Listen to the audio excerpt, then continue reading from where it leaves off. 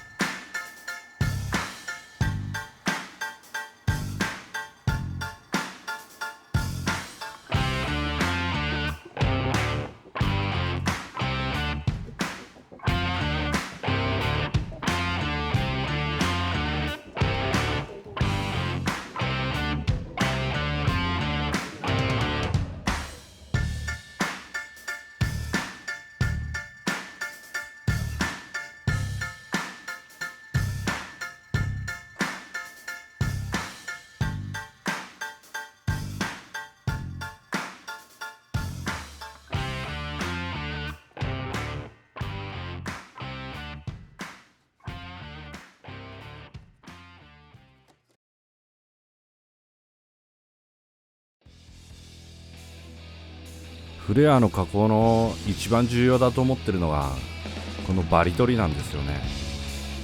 バリ取らないでやっぱりフレアに傷がついて泣かしたことが経験上あるんで、リーマーかけてバリとまくりは取るようにしてます。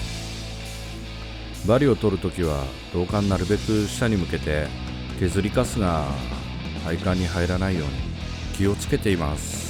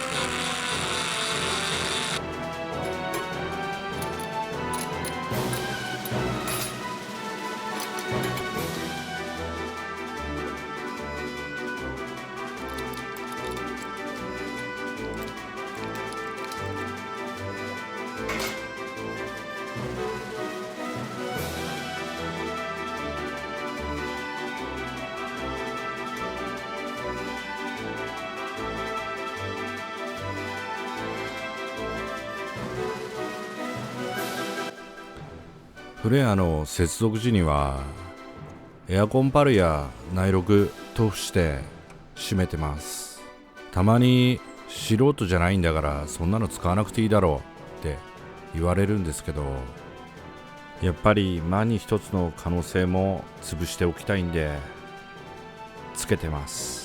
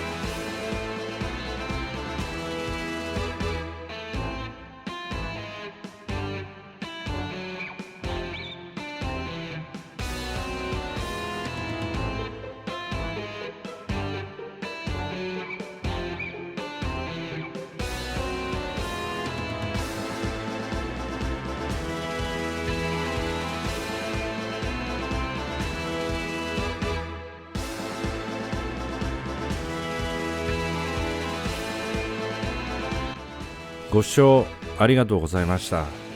この前現場で当て板切ってたら突然丸ノコが止まりました。